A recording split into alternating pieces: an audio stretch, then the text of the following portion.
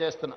మిత్రులారా, నేను పిసిసి అధ్యక్షుడిగా బాధ్యత తీసుకున్న తర్వాత 4-5 రోజుల్లోనే మొట్టమొదటి పర్యటనకు వచ్చింది ఆదిలాబాదు జిల్లా నిర్మల్ నియోజకవర్గానికి వచ్చిన నేను మొదటి కార్యక్రమాన్ని ఆదిలాబాద్ నుంచే ప్రారంభించిన.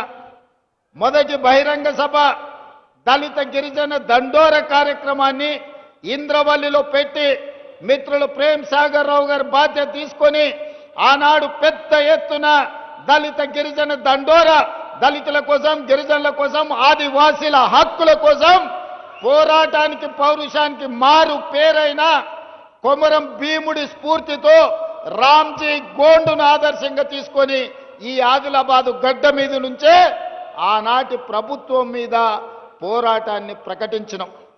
ఆ ఇంద్రవెల్లి స్ఫూర్తిగా 40 సంవత్సరాల పైగా ఆనాడు హక్కుల కోసం ఇంద్రవెల్లి ఆదివాసీలు పోరాటం చేసి ఎంతో మంది నేల కొరిగినరు.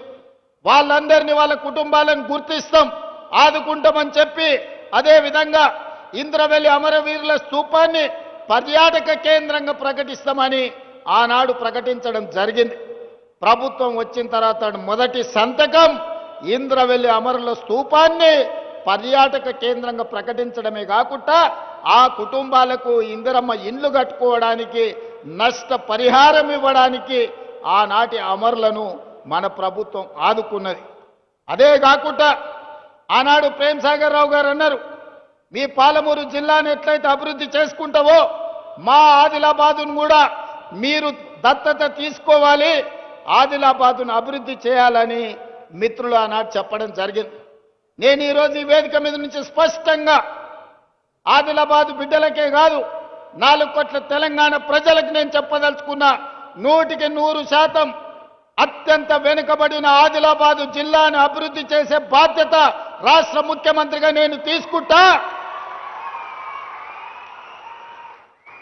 రాబోయే 2 నెలల్లో ప్రత్యేకమైన ప్రణాళికలు తీసుకొని ఇక్కడికే వచ్చి ఎంపీ నగేష్ గారు చెప్పినట్టు ప్రతి నియోజకవర్గానికి ఉమ్మడి ఆదిలాబాదు జిల్లా యొక్క అభివృద్ధికి సంబంధించి సమీక్ష సమావేశాలు కలెక్టర్లను వివిధ శాఖల అధికారులను అక్కడికే పిలిపించి రోజు మొత్తం సమీక్ష చేసి మీ సమస్యలకు పరిష్కారం చూపించి మీ అభివృద్ధి పనులకు నిధులను మంజూరు చేసే బాధ్యత నేను తీసుకుంటా.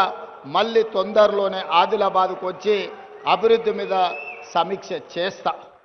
అదేవిధంగా సాగునీరు ఆనాడు ప్రాణహిత చేవెళ్ల ప్రాజెక్టు 2007-8లో డాక్టర్ వైఎస్ రాజశేఖర రెడ్డి గారు తుమ్మిడేటి నుంచి మొదలుపెట్టి చేవెళ్ల వరకు 16 లక్షల ఎకరాలు 38,500 కోట్ల రూపాయలతోని పనులను ప్రారంభించాడు. దానికి కాక వెంకటస్వామి గారు డాక్టర్ బాబాసాహెబ్ అంబేద్కర్ గారి పేరు పెట్టాలి, ఆదిలాబాద్కు నీళ్లు ఇవ్వాలని ఆనాడు కాక వెంకటస్వామి గారు ప్రయత్నం చేస్తే వైఎస్ రాజశేఖర రెడ్డి గారు డాక్టర్ బాబాసాహెబ్ అంబేద్కర్ ప్రాణహిత చేవెళ్ల ప్రాజెక్టును పనులు ప్రారంభించడమే కాకుండా ఆదిలాబాద్కు నీళ్లు ఇవ్వాలి అని వందలాది కోట్ల రూపాయలు ఖర్చు పెట్టి ప్రాంతంలో పనులు చేసిండ్రు. కానీ తెలంగాణ రాష్ట్రం వస్తే ఈ ప్రాజెక్టులు వేగంగా పనులు అవుతాయి, మీకు నీళ్లు వస్తాయని మేము అనుకున్నాం. పాపం ఒక పెద్దాయన రూపంలో మీకు దయ్యమై పట్టిండు, మీ ప్రాజెక్టును కాలగర్భంలో కలిపిండు. ఆయన ఉద్దేశమేందో దురుద్దేశమేందో నాకు తెలియదు. పేరు మార్చిండు, ఊరు మార్చిండు, అంచనాలు మార్చిండు. పేరు కాళేశ్వరమైంది, ఊరు ఇంకెక్కడికో పోయింది. అంచనాలు 1,50,000 కోట్లయినాయి. 10 ఏళ్ళు తిరిగే లోపల 1,00,000 కోట్లు ఖర్చు పెట్టిండు. కాళేశ్వరం కడితే 3 ఏళ్లలోనే కూలేశ్వరం అయిపోయి కూలిపోయింది. ఆదిలాబాద్కు మాత్రం చుక్క నీరు రాలే. ఆయన ఇంట్లో కనక వర్షం కురిసింది తప్ప మన భూముల్లో బీడు భూముల్లో చుక్క నీరు రాలే.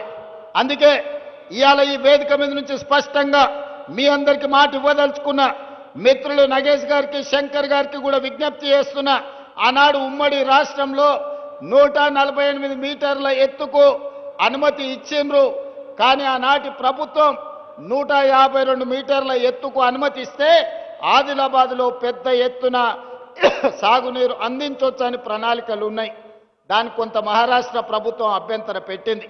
ఆ తర్వాతి కాలంలో 150 మీటర్లకు అనుమతి ఇవ్వడానికి సూత్రప్రాయంగా మహారాష్ట్ర ప్రభుత్వం ఒప్పుకున్నది.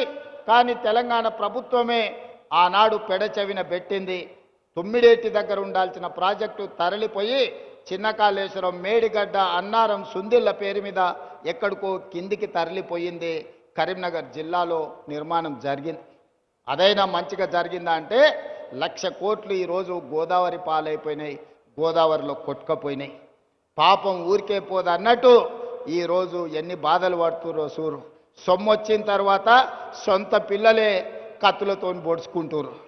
ఎప్పుడైనా అక్రమ సంపాదన, అన్యాయపు సొమ్ము వస్తే కుటుంబంలో కూడా ప్రశాంతత ఉండదు. ఇవాళ కండ్లతో చూస్తున్నాం. బిడ్డో దిక్కు, కొడుకో దిక్కు, అల్లుడో దిక్కు, ఆయన శాతగాక ఎక్కడ వండుకున్నాడో మీరు అందరు చూస్తున్నారు. ప్రజల సొమ్ము తిన్నోడు ఎవడు బాగుపడడు. ఇవాళ ప్రజలకింత చేస్తే మనం ఏదన్నా దాంట్లో బుక్క తిన్నామంటే అర్థం ఉంది. కానీ ప్రజలందరినీ ఎండబెట్టి పండబెట్టి ఉన్నదంతా మనమే తింటే నాది నాదే, నీది కూడా నాదే అన్నోడు చరిత్రలో ఎవ్వడు బాగుపడ్డోడు లేడు. ఇవాళ నడుస్తున్న చరిత్ర కూడా అదే. ఇవాళ పైసల పంచాయతీ తప్ప వాళ్ళ ఇంట్లో ఇంకో పంచాయతీ